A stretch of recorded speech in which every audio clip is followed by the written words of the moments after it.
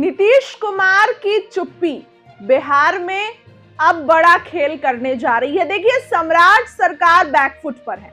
आप देख सकते हैं कि जिस तरीके से बीते दिनों मैटर हुआ, इस मैटर में जो सत्ता पक्ष के ही सांसद थे, विधायक थे, वो ये कह रहे थे कि भैया डीएम तो फोन ही नहीं उठाते हैं, मीटिंग में नहीं आते हैं और मीटिंग लेट कर रहे हैं। जानबूझकर ये बोल रहे थे। सत्ता पक्ष के ही लोग अपनी ही सरकार पर सवाल खड़े करते। सम्राट चौधरी ने क्या किया कि अब अफसरों का सस्पेंशन हो जाएगा। अब अफसर काम करेंगे, फोन नहीं उठाएं तो उन पर भारी पड़ेगा, बैकफुट पर। तो सम्राट सरकार जहां एक एक फैसले बदल रही है, उसी बीच बिहार की राजनीति में क्या हो रहा है? क्या बिहार में सम्राट सरकार प्रशांत किशोर और तेजस्वी के डबल अटैक से दबाव में है? मुख्यमंत्री भले सम्राट चौधरी हैं, लेकिन जदयू की प्रतिष्ठा भी दांव पे लगी हुई है। जानकारों का कहना है कि नीतीश शासनकाल की तुलना में मौजूदा सरकार के इकबाल में कमी आ गई है। मौजूदा सरकार सवालों से घिरी हुई है। आखिर एनडीए सरकार की शासकीय दक्षता कैसे बहाल होगी? क्या नीतीश कुमार ही बिहार एनडीए को संकट से उभारेंगे?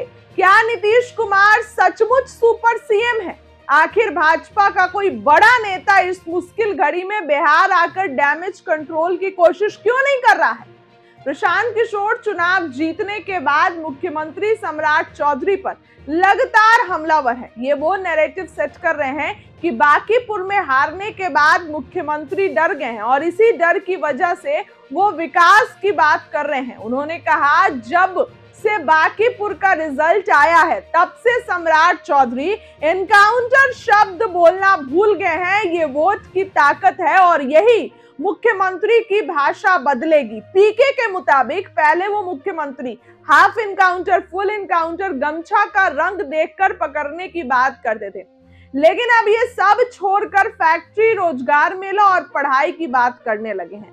आपने जनता भाजपा के 30 साल पुराना किले का ढहा दिया, तो अब सरकार को भी समझ में आ गया कि जनता अपने भविष्य, बच्चों के भविष्य के नाम पर वोट देती है, एनकाउंटर के नाम पर नहीं। अभी जनसुराज माइंड गेम खेलने में भाजपा से आगे है।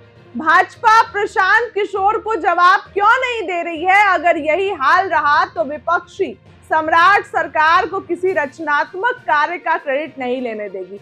सरकार की किसी भी उपलब्धि पर वो यही करेंगे कि सरकार की मंशा नहीं थी, लेकिन विपक्ष के दबाव में, विपक्ष के डर के कारण सरकार को ये काम करना पड़ा। यह स्थिति तो किसी भी सरकार की ऑथोरिटी यानी प्राधिकार के लिए नुकसानदेह है। आखिर सम्राट सरकार के पास इस माइंड गेम को काटने का क्या उपाय है?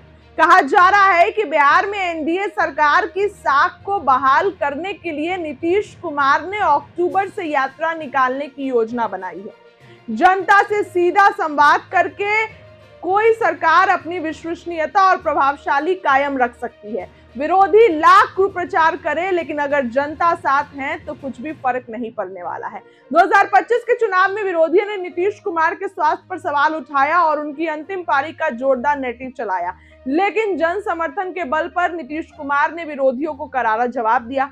अब नीतीश कुमार की यात्रा से सम्राट सरकार को फायदा मिलेगा। नीतीश कुमार खुद मैदान में उतरने जा रहे हैं।